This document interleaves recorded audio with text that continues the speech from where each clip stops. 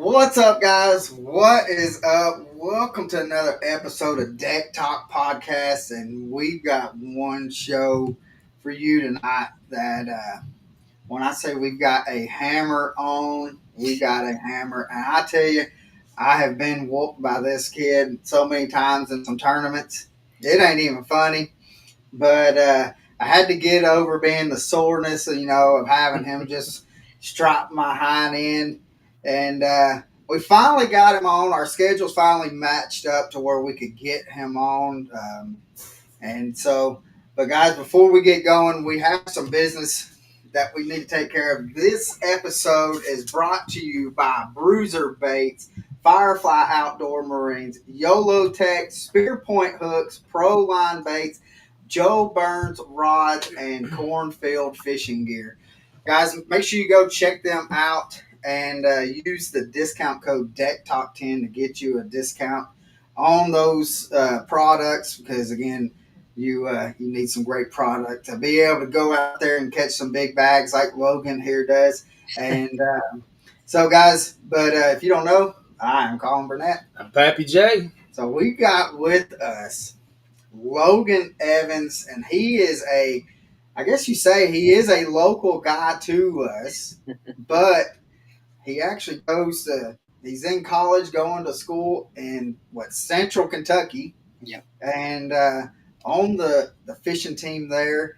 And so, Logan, man, how are you doing, brother? Oh, I'm doing good. I'm excited to be on here. It took long enough to try to get on here, but I'm excited to be here, excited for the opportunity. I always love getting to talk about fishing and this, everything to do with the outdoors. Doing good. I'm halfway done with my collegiate fishing career at this point. I go to Campbellsville University, and I'll be a junior this fall. So Heck yeah. fishing, hunting, doing all I can do. So, and going to class every now and then. I was about to say, you barely have time for class, don't you? Oh, yeah. You got to make the grades to fish. If you don't make the grades, you won't be on the lake. I definitely hear you. So Logan, can you tell us, like, how did you get started into fishing? Because I know with you being in the Chattanooga area, I mean, you're kind of in between the diamond and the rough. Right now, you got Chickamauga, Nickajack, and Gunnersville, and then you got a lake that's trying to pull some big bags with Watts Bar not too far from us. Yeah, it's pretty cool. Well, my family, my dad, my grandfather, they always hunted and fished, and I started off at a young age just fishing on the banks at Chester Frost, crappie fishing, bluegill fishing, and then as I got older, I got serious in the tournament fishing when I was about 12 years old. After I got about 12 to 13, started fishing. Then I joined Saudi's team, Saudi High School, joined their bass fishing team, and the rest is history. It's kind of just went down. It's been very cool how it's all happened. And then now I'm in college, and it's just awesome. From looking back at sitting on a 5-gallon bucket with my grandfather fishing to take him in a boat now and bass fish and just specifically go after bass, and the same thing with my dad, and make the memories and just get to fish and get to do it. And not only here in Tennessee, but in college, it's opened the door where I can go to Oklahoma, Michigan, Florida. I mean, I can go to lakes that I would never be able to go to, at this age, and get an education on top of that, and travel with a great team that the guys that I consider my family. So it's been a big blessing. God really knew what He was doing. That's Something good. He did. Well, and the thing is, it's like, because I know that when I first met you, I think you was a sophomore in high school. And guys, I'm telling you, when I tell you, I would get my rear end striped by Logan, and he would come into these tournaments and just wear us out.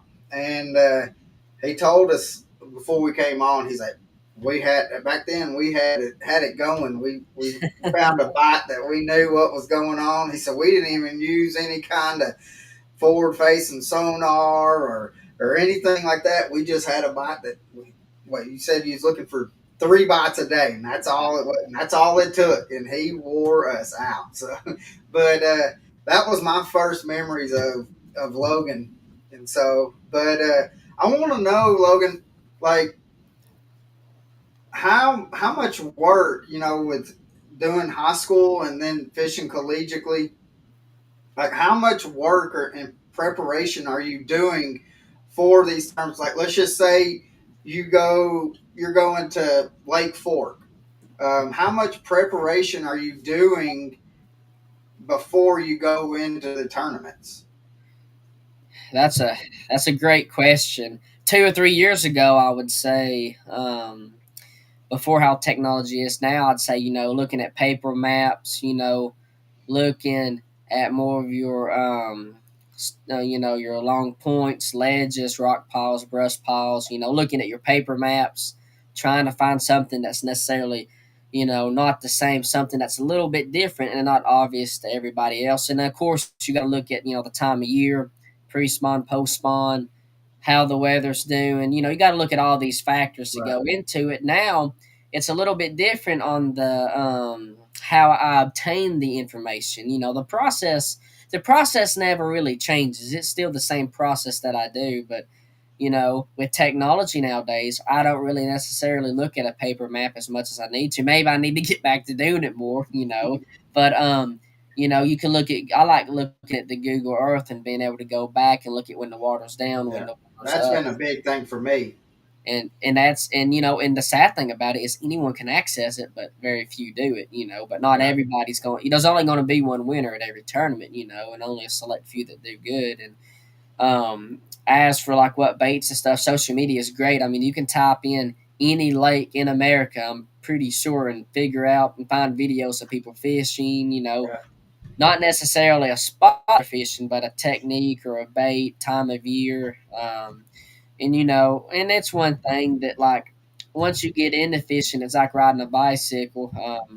Like we talked about ledge fishing a little bit earlier before we got on here.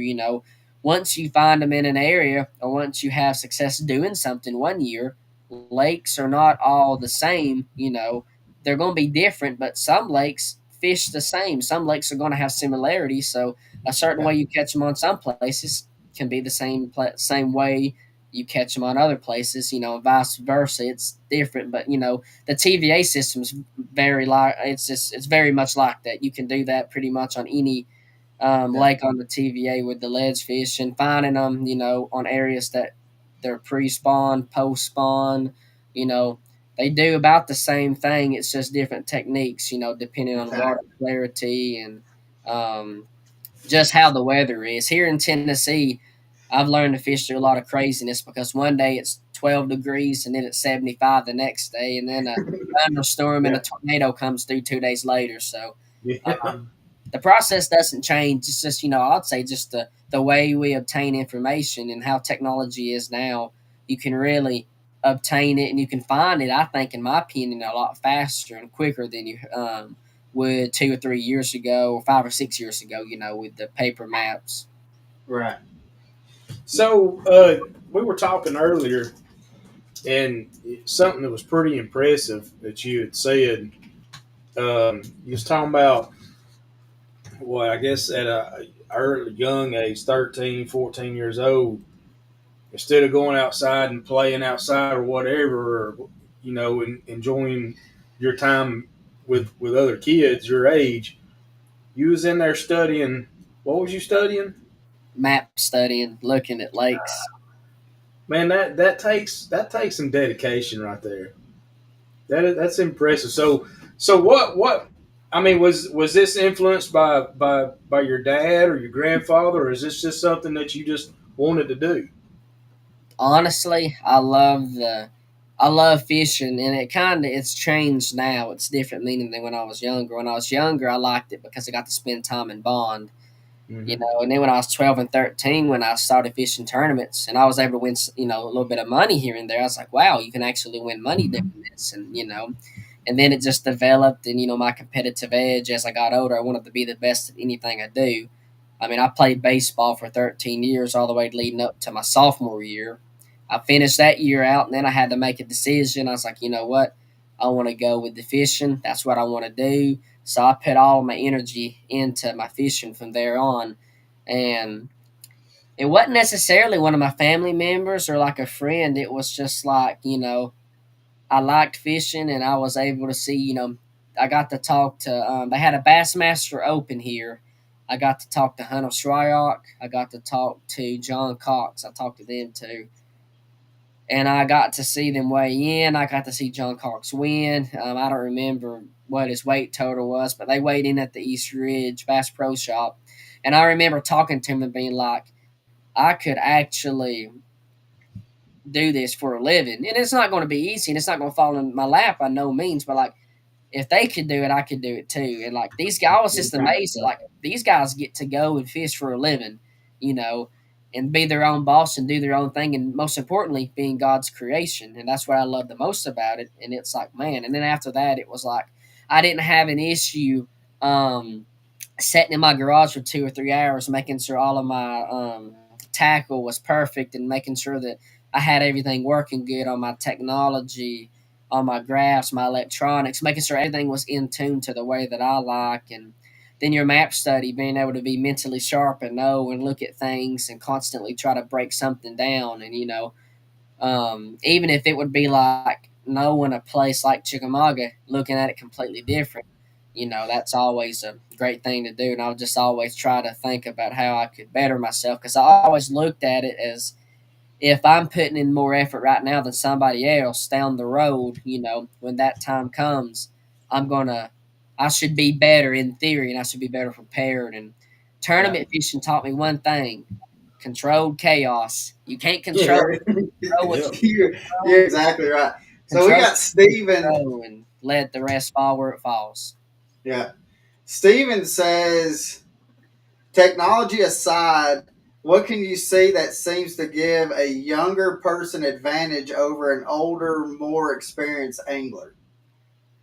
Well, one thing I will say, and I know this ain't the most, I know forward facing sonar is heated debate, but one thing that I think leads to the forward facing sonar, and we'll talk about this here in a little bit because I kind of want to talk about it a little bit. The biggest difference, and Kevin Van Dam talked about this his entire time he fished. It's your G-Man talks about it too. It's your mental attitude. I think personally, and I don't want to offend nobody, but I think when you're younger, at a younger age, high school, college, and if you're not positive, you're not going to do good, Yeah. and that's the bottom line. And I think for a younger person, it's a lot easier to be positive and not dream, but be positive in nature no matter what happens, compared to some of our older people that, not that they're not positive, but I think it's a lot easier naturally when you're younger. And I think with the new age of how fishing is, I think that's why we have, so many people that are, they want to fish and they do fish, but certain people do good all the time. I think a lot of it has to do with your, just being positive, your mental attitude, because you can go out and have a great game plan, but if you lose a 5-pounder at 7:30 that morning, you still got 8 hours of fishing to do. You can't let one moment, and I've seen people, and I've let it happen myself, where I lose a fish and my whole day's ruined. So I think the biggest advantage you can have is just being not only mentally sharp, but having a positive attitude, because no one's going to tell you what to do up here. Mm-hmm. I mean, the tournaments get it's a mental game. The tournaments 9 times out of 10, I think they get won by decision making. And if you're not in a good frame of mind and you're not being positive, then no one can fix that for you. It doesn't matter if you got a $90,000 bass boat or a John boat. If you ain't got the right mental attitude, then that's no one can fix that for you but yourself. Yeah. Well, here's a question that I believe that you should be able to answer, because it kind of tied in that, especially if people don't know that you went to a different high school than what you fished for. Mm-hmm. And this one says, we're from Middle Tennessee, and my boy is wanting to get into high school fishing, but cannot. The high school does not have a fishing team. How can he get into it? Well, so what I'll tell you, for me, I went to Red Bank High School, played baseball there, loved playing baseball. I went to the middle school, high school, went through all of it, and they didn't have a team. I didn't want to necessarily start a team. I wanted to go somewhere that already had a good foundation and just be the let their brand be their brand and just fish through them and go through them. And I went to Saudi Daisy High School. So at Saudi Daisy High School, what happened is they had to have a team meeting. I said my name. I said how I fished. I fished a tournament the week before with them. Not an actual tournament with the school, but just as fun fishing. And they, the coach got together, the head coach at the time, and they just decided, and they had a vote, and I got in. They voted me in, and then ever since then, I've just been a part of their team, and it's the team's decision. Not every team is the same by no means, but I'm sure it's kind of like that.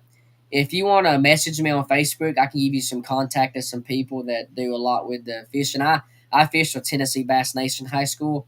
Um, I know Jake Davis, Jeremy Finley, they do a great job. I I fish for them the whole time, and I know that they do a lot for the youth, and that's the only reason I can say that's the only reason that I was able to travel and I was able to do a lot of stuff is because they sacrificed their time and did all the stuff, and they set the stage for us to travel from Pickwick to Chick, all over Tennessee to Dale Holla, and they set the stage up, and we just got to hold some green fish over it and walk across, and it don't happen without them. I mean, they did it, and they Yeah. still do it, so it's awesome. And being in Middle Tennessee, I mean, you've got the Mount Juliet fishing team. They are pretty stout. Oh So yeah, I mean, yeah, they're pretty good. They're the rivals, I guess you could say.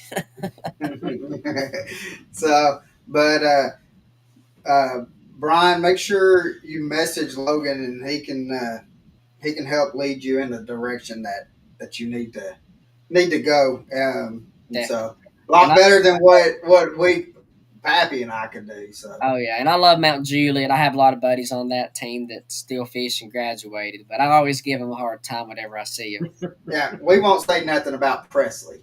I ain't gonna say nothing. So he's talking about another hammer. That is Oh he yeah, you is he's a stick and a half too. So want to talk about a good angler and even a better guy and a better family. I love their family. oh man, He's yeah. awesome.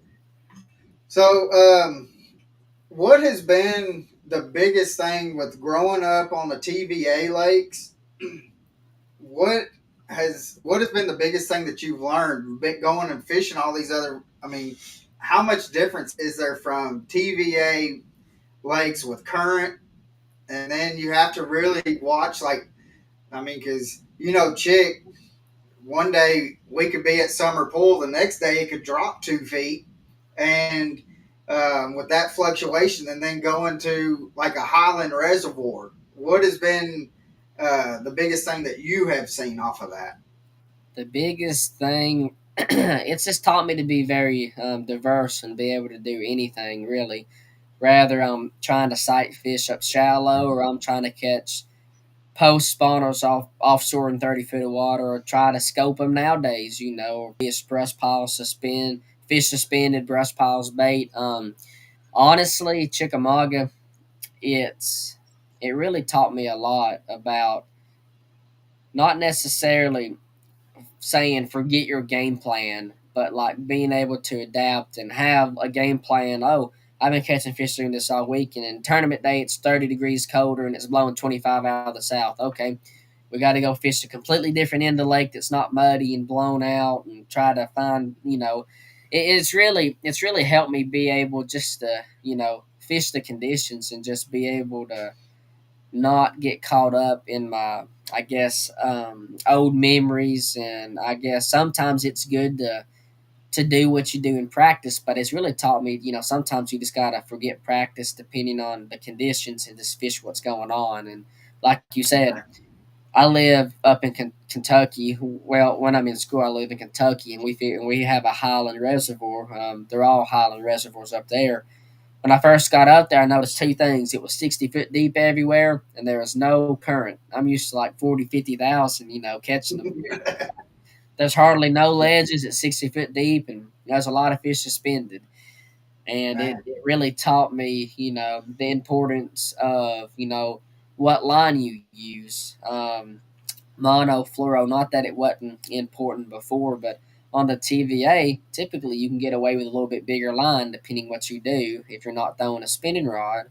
And I learned up there that, when I get up at school and I'm getting in that super clear water where it has 5 to 8 foot visibility, sometimes more in the summertime, I downsize. I like Seagar. I guess I'll plug them. I love throwing their line. I throw their Tatsu. Their Tatsu, I really like it. And, I've heard people say that it's expensive. And yes, it is expensive. But, when you're fishing, there's only certain things you can control. And, I try to, you know, I want to have the best I can have. And, at the end of the day, you pay for what you get for. I mean, the price you right. pay is what you're going to get. You buy some cheap stuff, it's probably not going to hold out that best, And I'm not saying Seagar's the best, but I really like it. And from my experiences, I've really liked it. So that's just what I throw. But the line size and the quality of how the fish react to your bait with it being so clear, it's just it's a crazy difference from the TVA to like a Highland reservoir, and they act different, but they do have a lot of similarities as well. But Yeah. it's chicks. I guess the biggest thing chicks taught me is just fish the conditions and be open to anything. Yeah. And that's one thing that like that I've had to learn over the years, and which like we could go out there today and smash them, but then tomorrow we can go out there and do the exact same pattern and get skunked out there. All the So time.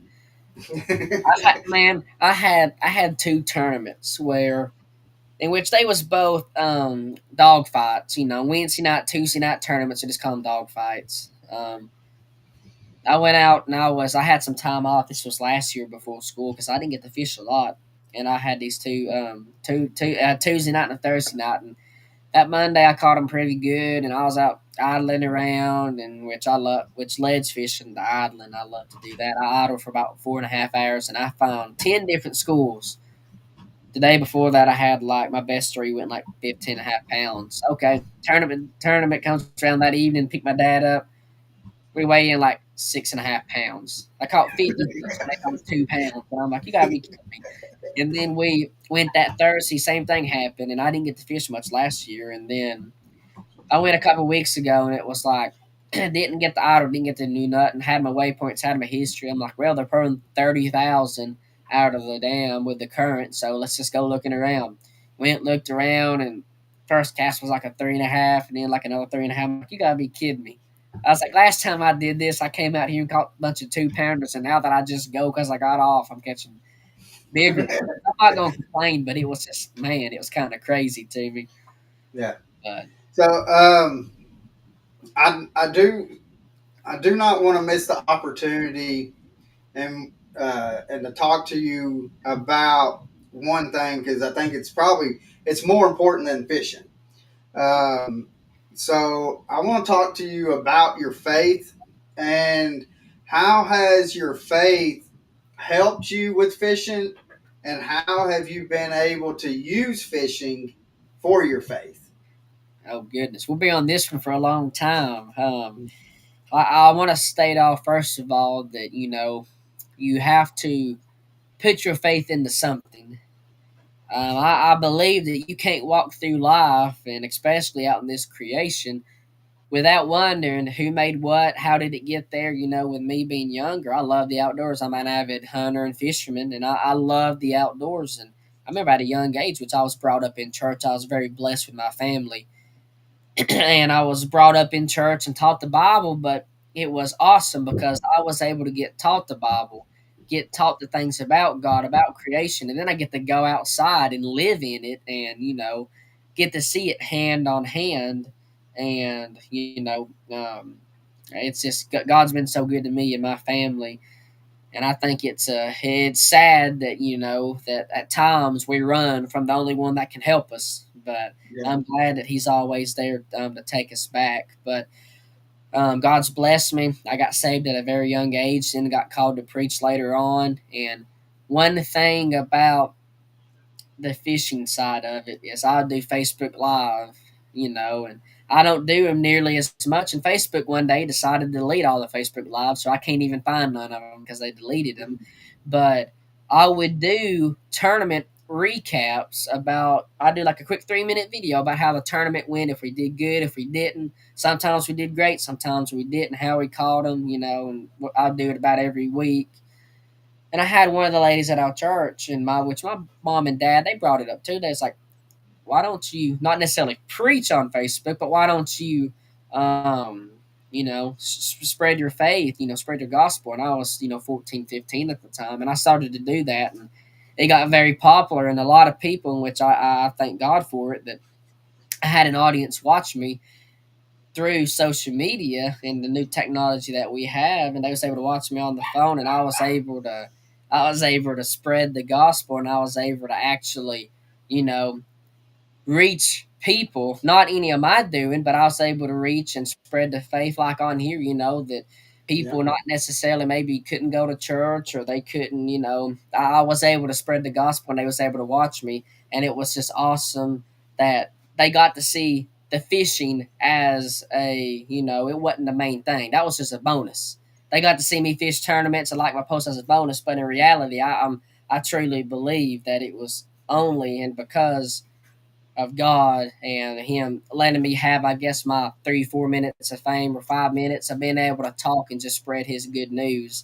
And then that goes on to the tournaments, at the Elite Series when they let them talk for, a minute, 30 seconds, whatever it may be. Tennessee Bass Nation, Jake Davis and David Larry, they run the Bass Nation tournaments, Tennessee Bass Nation High School, and they would always let us, say something or talk for a couple seconds or whatever it might be, especially out of championship tournaments. And I would always remember I wouldn't worry about the 8-hour tournament.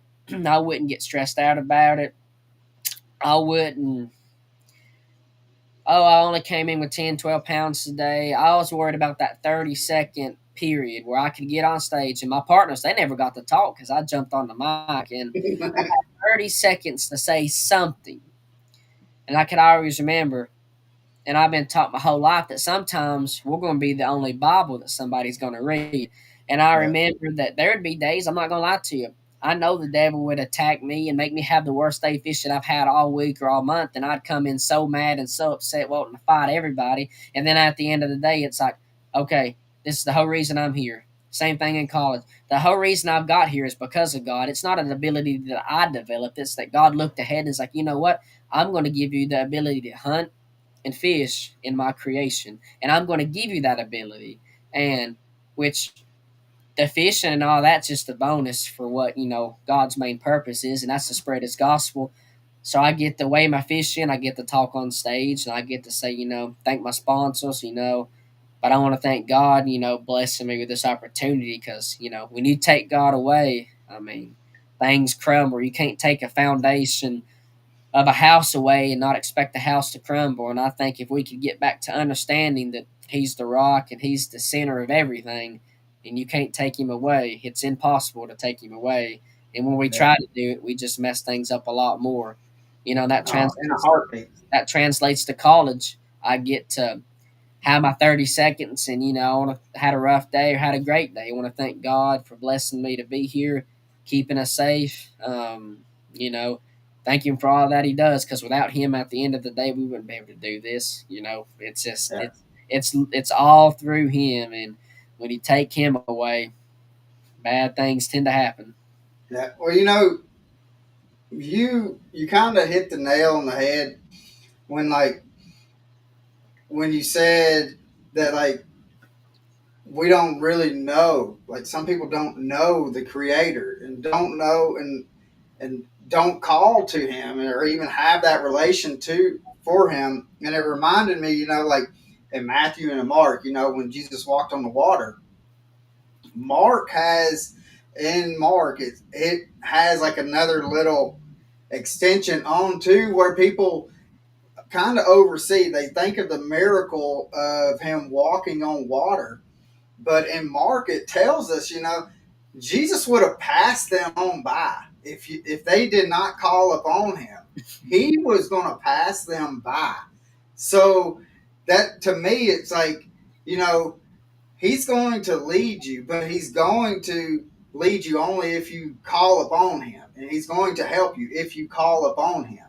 And I thought that was pretty cool how you kind of hinted at that when you said, like, I mean, some people don't even call upon him, or even and so I thought that was, and I thought it was kind of funny too that being on a boat and we're a fishing podcast and he was walking on water, and I mean, but he would have passed them on by, knowing that they were struggling. Oh yeah, And so, it's a great but quote. how have you been able to, and you may not even know, and like, because we talked about this earlier on the phone, like, you doing those little lives, even though Facebook has deleted them, but you don't know how many people has seen that live and may not even been alive. They might have just seen even the recording after the live and been like, man, that it really spoke to me. And so I got to, for myself and, and Pappy, we believe, I mean, the only way is, I mean, is to look up and call upon him and follow him and listen to what he has to say. And for you to do that at such a young age, and you've done it, I mean, for as long as I can remember, um, and I've got to, I really look up to you. I mean, as a little brother in Christ, I mean, it means a lot to be able to see young people to be able to stand up for Christ, and because nowadays, like Pappy and I were talking here earlier, like, not this generation now. I mean, it's all about what I can get and everything else. It's not about building any kind of relationships with people or with God. You know what I mean? So, and for what you do and what you stand up for, we really appreciate it. It really says a lot about your growing up and how you were raised, and so thank you for being that that leg for younger people and even older people to be able to look up to and be like, if Logan's doing it, then I can do it. Just And so, continue to be that lighthouse. yeah, Continue to be that lighthouse. And that's one thing that blows me away. It's like, and I know that everyone's story is different, and everyone's story is meant to be different. But it's like, I think at times we get so wrapped up in what God got us out of, or what we was going through, or where we was at, and it's like, at the end of the day, we're all going to stand before the Creator, and it says yeah, in Revelation, He's going to come back with a name that everybody will know, and you can either know Him now and live with Him, and let Him live with you and be with you and be present with you till you die, and then spend eternity with Him, or you can be eternally separated. But you're going to see the Creator one day. So I mean, I I don't know why you wouldn't want to live with Him daily and then spend all of eternity with Him. I mean, yeah, it's mind blowing to me. But I'm very grateful and blessed for my family that brought me up in God's house and taught me in the Bible, because I understand that it can be very different. But the good news is if you don't have that story, if you don't have that foundation, if you wasn't fortunate enough for that, God can still save you, and you can still have the same ending. We'll all have a different beginning. Not everybody will be the same, but I'm very happy and grateful that we can all have the same ending. So that's the good thing. man.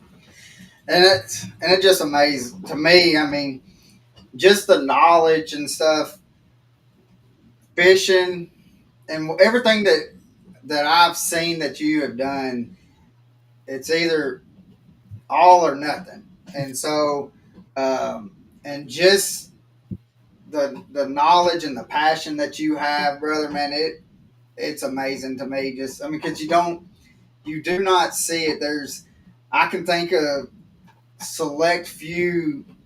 I don't want to say kids because you're not a kid, um, but young adults. I can think of just a select few.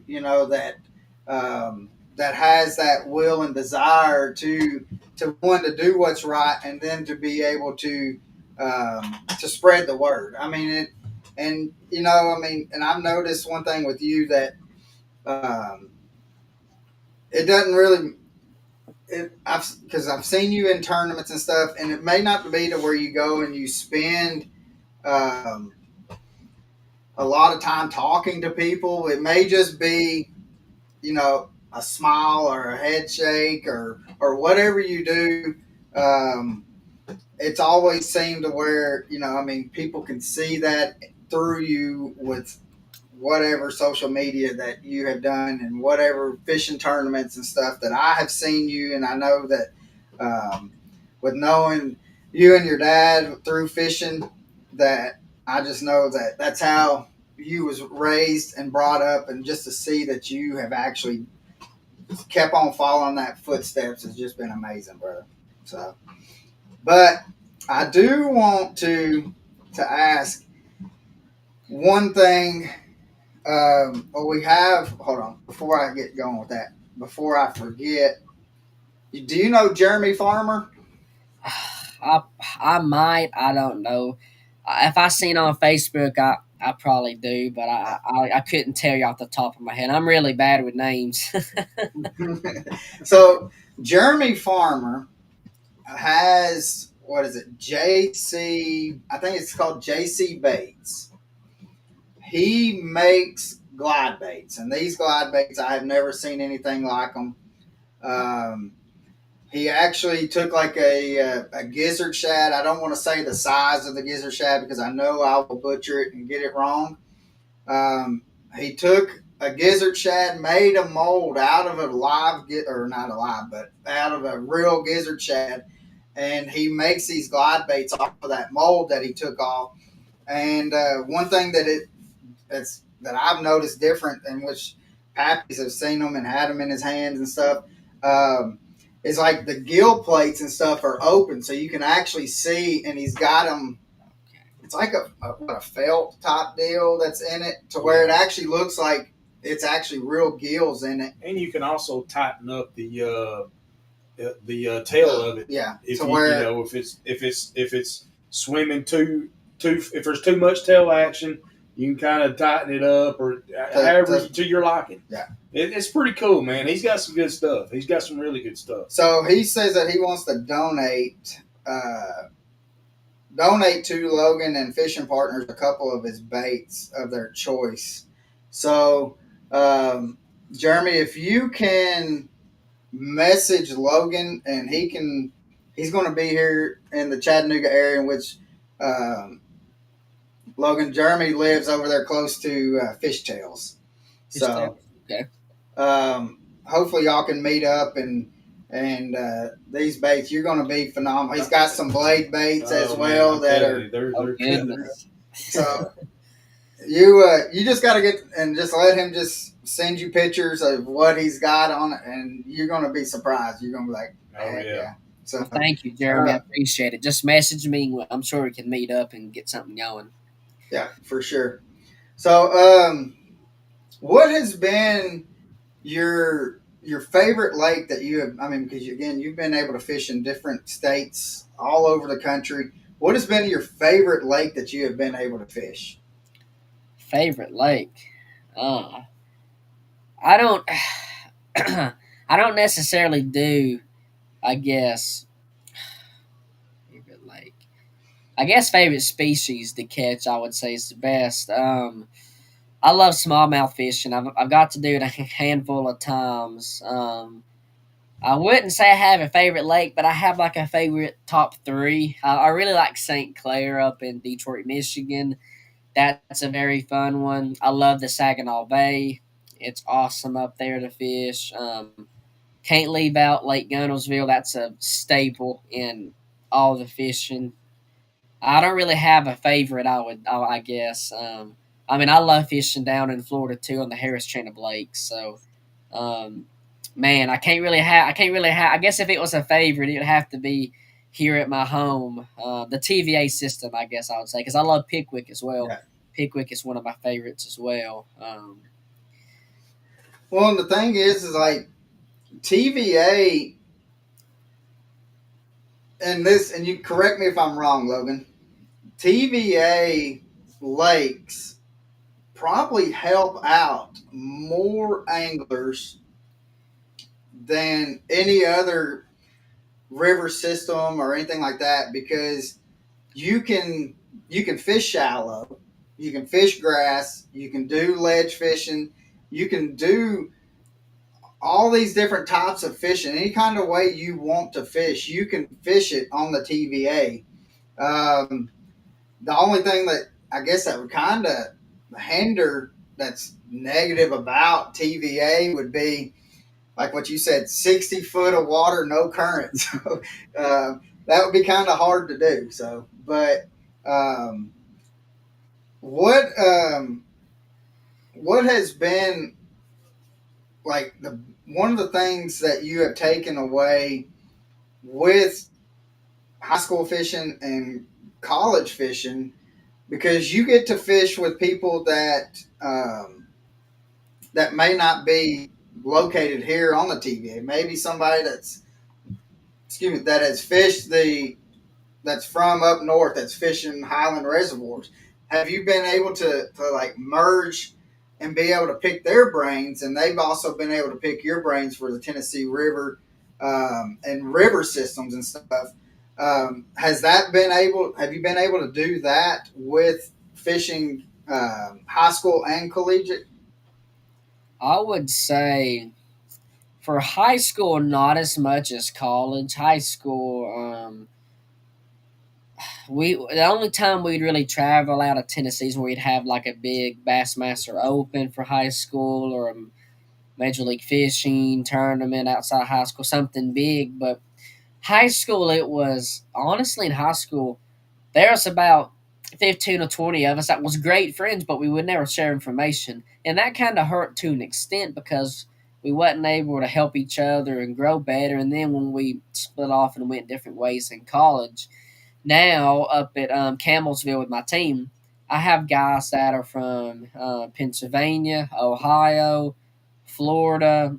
I have guys that's from about everywhere you can go to, and all different techniques. And one thing that kind of surprised me is we're all over the place. We're from different states, all over America, and we have the same love and the same passion for the outdoors and fishing. And honestly, other than a certain different changes like in the environment, deep water, TVA, just the certain differences in the lake and the climate, we pretty much do the same things. The techniques are pretty much the same, but they're just a little different and you tweak them for certain things that you do. But yes, it's been very, beneficial. And a lot of us, honestly, a lot of the guys which would live in Kentucky, we was all our freshman year. There's a handful of us that we had to learn how to fish up there on the lakes that we had kind of all over again, and it took a little bit of practice. So we was all at the kind of the level playing field. And then as time went on, we got to get better kind of together and be like, hey, this works, or hey, I don't catch them like this, or whatever. But it has helped, and and that's at the end of the day, when you're a team, I've heard our coach say this all the time, Coach Tony Miracle. He's our coach. That you don't you don't win Team of the Year as one individual person. It's an entire team, and if you don't communicate with your team, I think that's like the worst thing you can do. Now, there's times communicating, kind of can hurt and not help. But overall, being able to talk and trust and being able to share information, that's a big part of being successful as a team, and it will help you as well. But you can't let the talk interfere with how you fish and what you do. But it does help Right. as well. So earlier you said you would like to talk about the old forward facing Oh sonar. yes, yes, So I would love what's your thoughts on it? to. My thoughts on FFS forward facing sonar. It's a great tool to use, and it's new technology and very effective. But I think one thing that I do not like about it, I'm going to go ahead and say what I don't like about it, and I'll say what I love about it. Here comes What the I don't like comments. about it, the main thing I don't like about it is it's separating the fishing community. All these young guys that have no clue how to catch them old school, old style, without electronics, without this, they're getting frowned upon, negative Facebook comments, Instagram comments.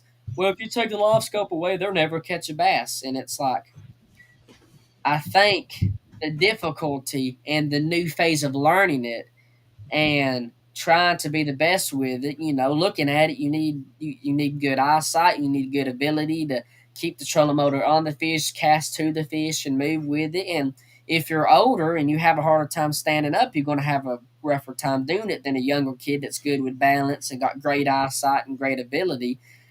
And the thing I hate about it is it's just separating, and it's making it to where all these older people are frowning upon the younger kids, and it's just causing this big mess. And it's fishing. At the end of the day, we're all out enjoying God's creation, and I hate when it divides and separates because I have the same love for fishing that y'all have. I have the same love for fishing that any 70-year-old person has. We all have the same love for fishing, and we all live in this great nation, and we have the freedom to fish. And we're going to let technology kind of separate us. I can't stand that. I wish it would bring us together instead of separating us.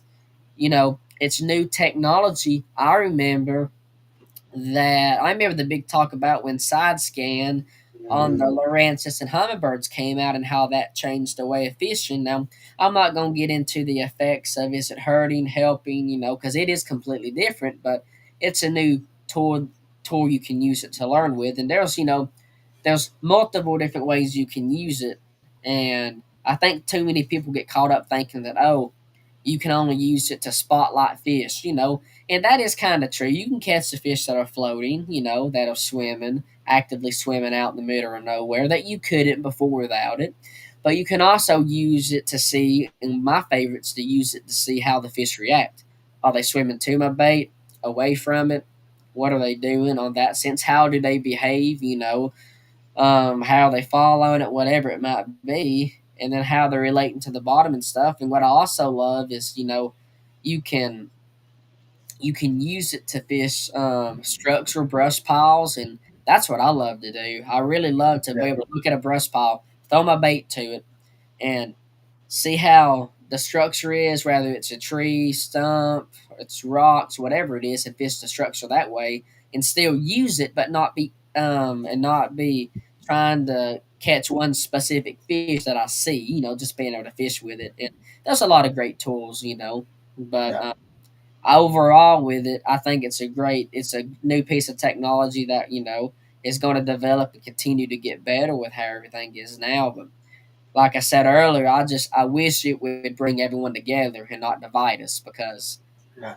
I'm gonna go ahead and tell you straight up, for college fishing, they gonna catch them with or without it. Take it away, they're still gonna catch it. They may not be as many 25, 30 pound bags, but they're still fish are still gonna get caught with or without it. So I think Yeah. at the end of the day, it's just who's gonna catch the blame. Is it gonna be the $85,000 boat, or is it gonna be the live scope? And I think people just like to blame the scope a lot easier than anything else. So. Well, And that was my next yeah. question: was the college how is college adapted to it? If you ain't scoping, you're hoping. That's what everyone says. I can tell you that, and what really showed me this year, in which I've seen this getting into college, is that they're the best. Half the college is what's fishing the opens. It's what's Mhm. fishing the BFLs, Toyota series. I mean, they're the next generation, and they're always going to catch them.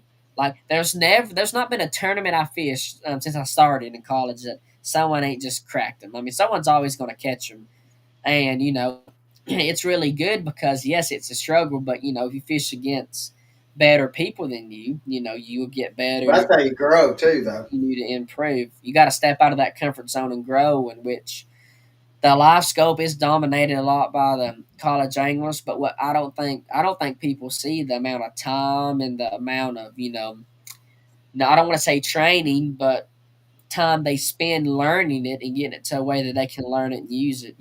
I mean, whether you have scope or not, it just doesn't fall in your lap. You still have to put the effort in, and you still have to try to at least learn it because if you don't put the effort in and go out there and just wing it, it typically doesn't end too well. Nah.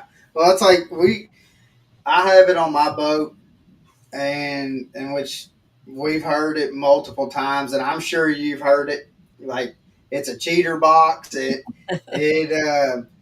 And which I tell people, like, I've learned more than I've caught fish. But ever since I've had it on my boat for 4 years or so, I have not yet once had a fish just jump in the boat because I had it on. I still have to go out there and still have to catch.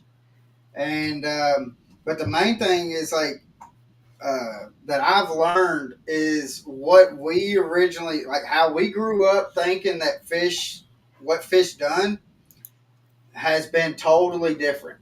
What I was raised up knowing about how bass reacted, what fish are doing and stuff like that. I've been able to learn so much, and just like what you said, you can see them following if you see them just coming up following the bait. Maybe that just tells you, all right, let's change the color of the bait. Maybe that's all you got to do, or maybe if they come up to it and just swim away, well, let's change baits. It allows you to make that decision a whole lot faster than just throwing without it. Definitely, and I agree. And that's one thing that I think that live scope makes it easier to identify and easier to understand the behaviors of what a bass is because for the longest time, and I've heard a lot of the greats talk about this on Bassmaster Live, you always tell you there's post spawn, pre spawn, and then there's just fish, everywhere. Well, some people live on mountains, some people live in the valley. Fish are going to be everywhere, and that's one thing that blew me away is the amount of fish that are just constantly in one place. There's one specific area on Chickamauga. It's 10 foot deep. It's as big as my room. I always catch fish off of it. I ain't going to say quite what it is, but I do not. I understand a little bit of why they're there, but I know 30 different places that are identical to it. And I catch fish off of this one spot, about as big as my room. I've caught some 7, 8s, a bunch of 5s off of it. I don't know why. Live scope has helped me be able to see if there's more fish on it, and I guess spook them less, being able to pan to them and then pan off of them and make my cast in there because we're so pressured on how everything is on Chick nowadays.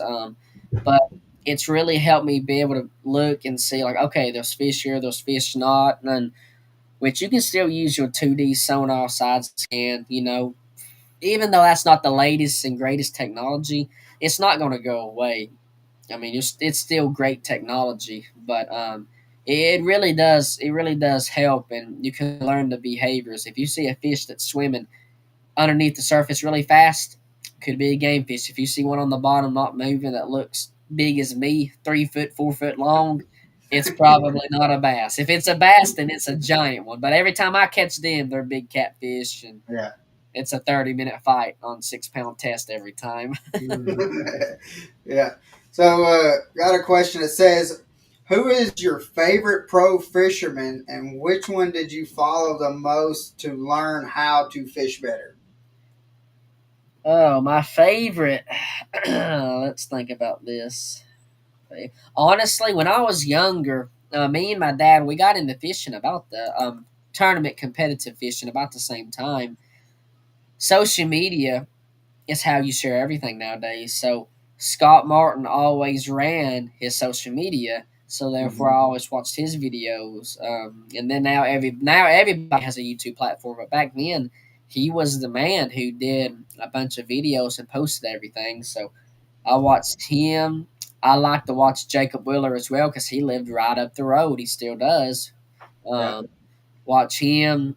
Watch Scott Martin, and then Kevin Van Dam. I like to watch him a lot. I watch as I got older. I watched Jason Christie and Greg Hackney a lot more. But anyone that had information out there, I tried to watch and learn as much as I could, and it was a great time because as I was growing up, 2016, 2015, getting serious into it, social media took off, and there's just instead of having to read in the Bassmaster Times and all the magazines we got, I can just pull it up on my computer in 5 seconds and it's there, and I can Yeah. read information, and then I can watch a YouTube video on how to actually do it. Not that it's going to be the same when I go out, but it's just the technology has improved, and therefore it still takes the same process and the still drive and the same want to go obtain it, but it Right. is a little bit easier to gain and watch with social media in 2025 now. Now, we a lot of people may not know that Pappy and I we work together at McKee, and when I say we work together, we we drive. We're partners. We drive and unload cakes and stuff like that.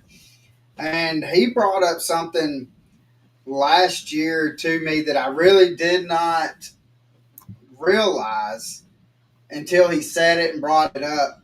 And I want to know, with you hunting, have you been able to take like the maps, like the lake map study that you've done, and also be able to translate it to hunting? Because that's what like Pappy he does. Like he can look at. He does good with maps reading and stuff as well. But he's also been able to translate. He's like, you're just able to see what the contours and stuff are out on the, like, let's say out in Kentucky or whatever, in the hills and the mountains and stuff. You're able to see it, and to where in fishing you're not. So he's been able to look at that. Have you been able to utilize what you've learned from fishing, reading maps to your hunting? Surprisingly, yes. Fishing and hunting's pretty much identical. It's the same. The only difference that I will say in fishing and hunting, in hunting, you can have private land. You can have as much money as you want to throw and spend on it to shoot the biggest buck you can shoot, spend X amount of money. Bass fishing is completely different unless you're fishing a pond. But tournaments that I fish on, and I could be wrong, they're all on the same bodies of water.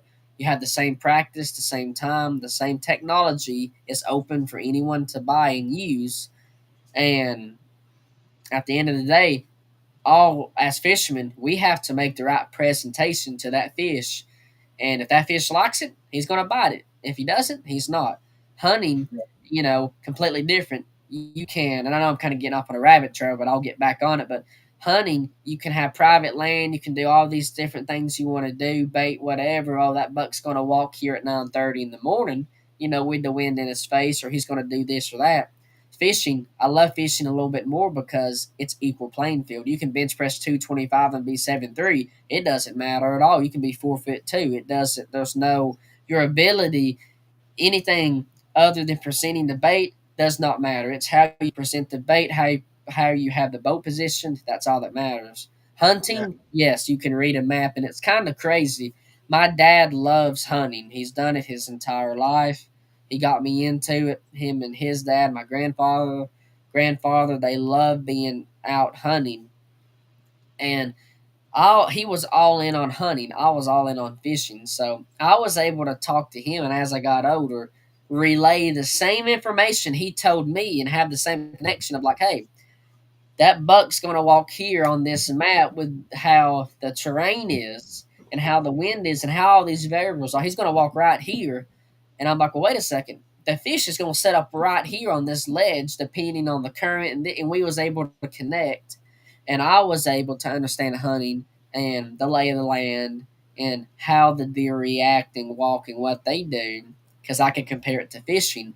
And he was able to learn the fishing side better and see it more clearly by me explaining it how he did hunting to me. So we flip flop back and forth, and hunting's the same way. I like hunting too because you get to go and relax, and you know you can control what you can control, and at the end of the day, it is what it is, and you have to do your best, and sometimes you kill some, sometimes you won't. But I believe you're agree with me 100% on this, that some of my best memorable hunts and most relaxing hunts is when I've seen absolutely nothing. You got that right. You got that right. Just And being able. it's interesting because, and we've had that conversation many a times. Um, you know, fishing and hunting, they are similar in ways and different in a lot of ways. But one thing that really brings them to, for me, anyways, is just how because they're animals. They're in they still have that animal instinct.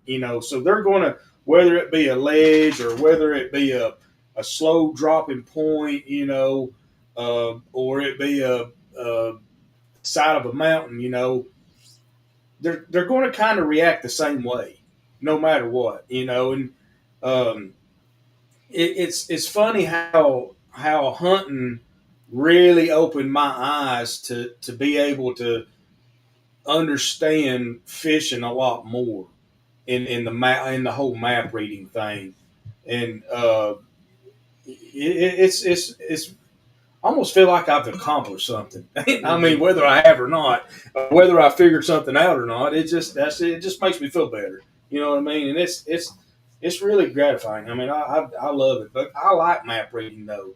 That's one thing I do like is map reading.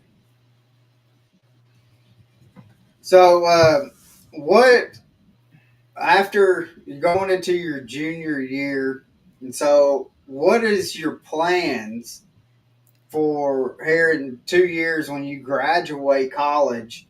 What is the goals that Logan has? Maybe it may not be in 2 years, but what is like your 5 to 10 year goal?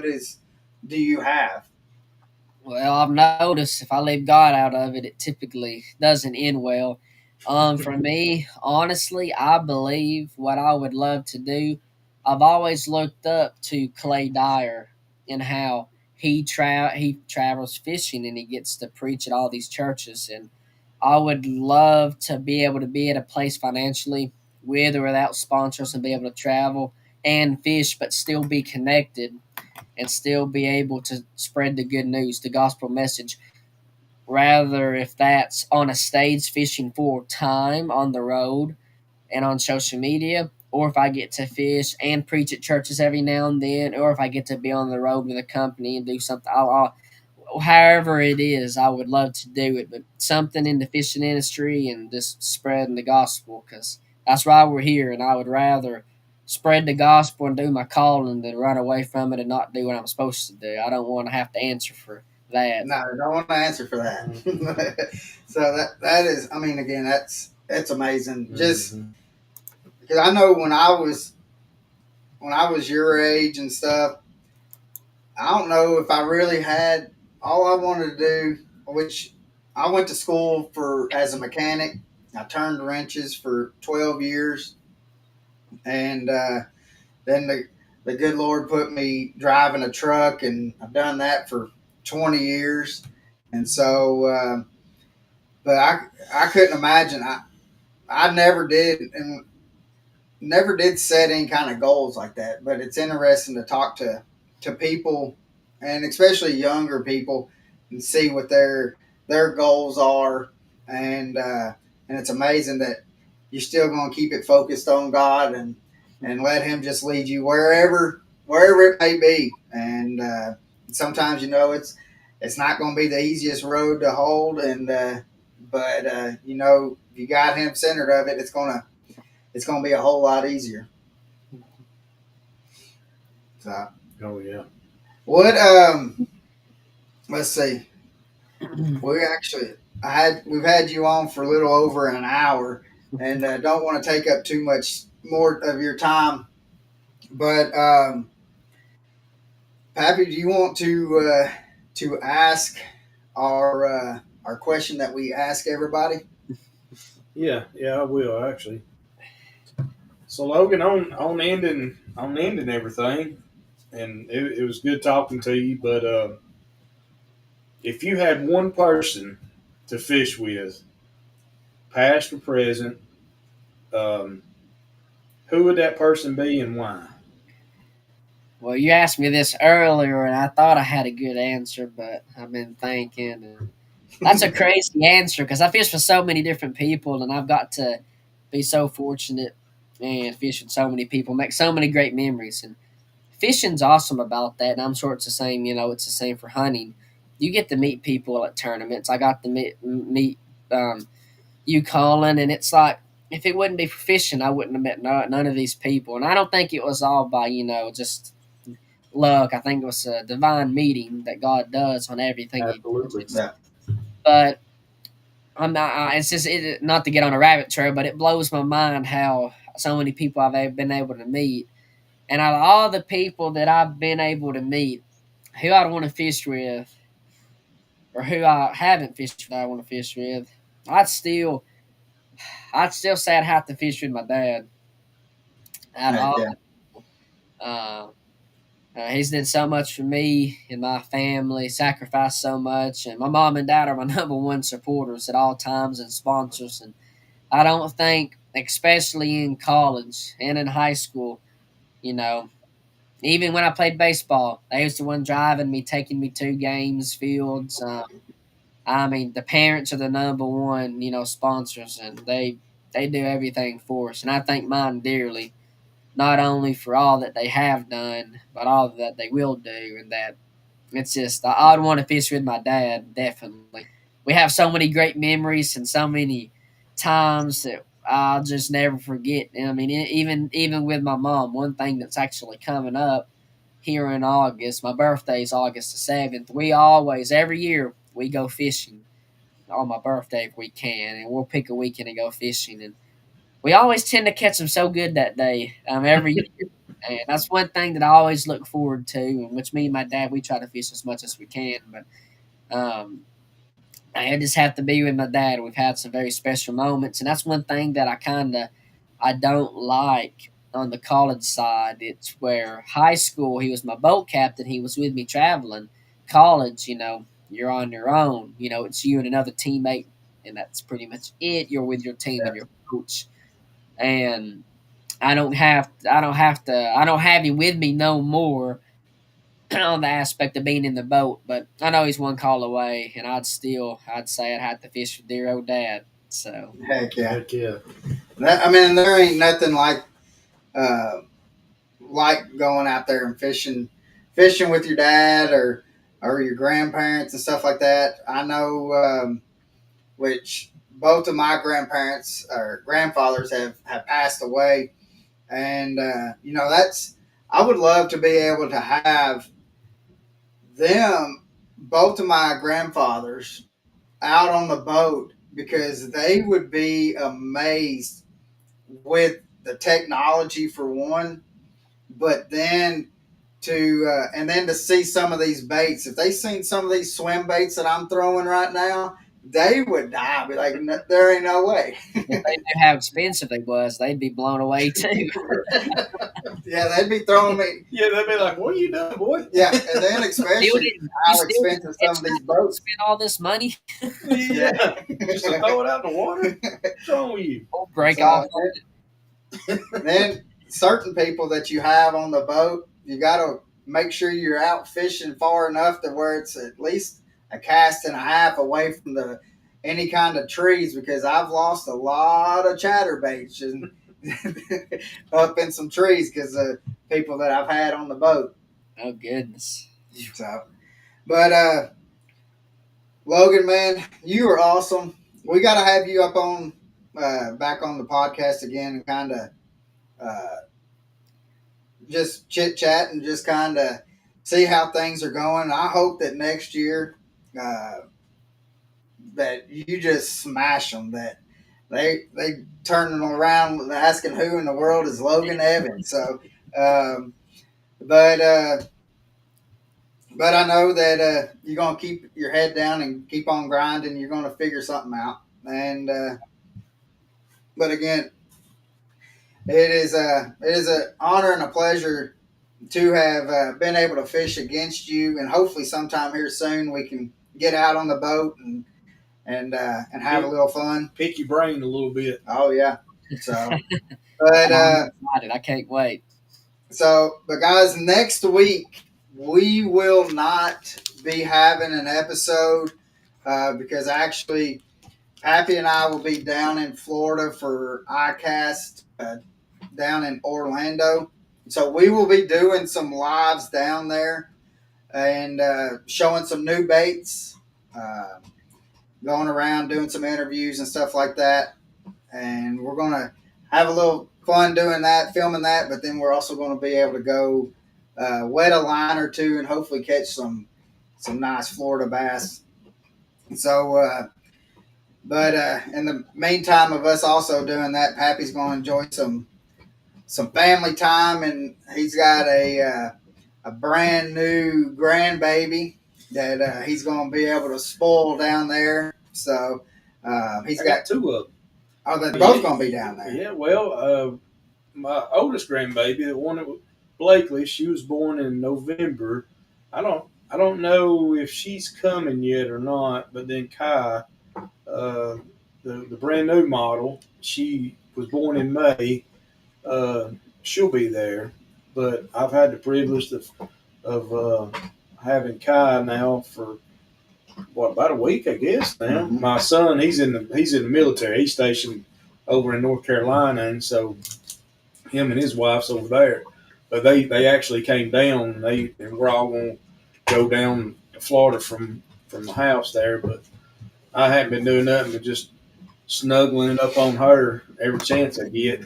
So, but yeah. So guys, thank you again for watching. Logan, man, thank you for taking the time out of your day. Yes, thank you. And thank y'all. I hope that everybody has a blessed day. And remember, guys, God loves you as if you are the only person in this world to love. And hope to see you out on the water.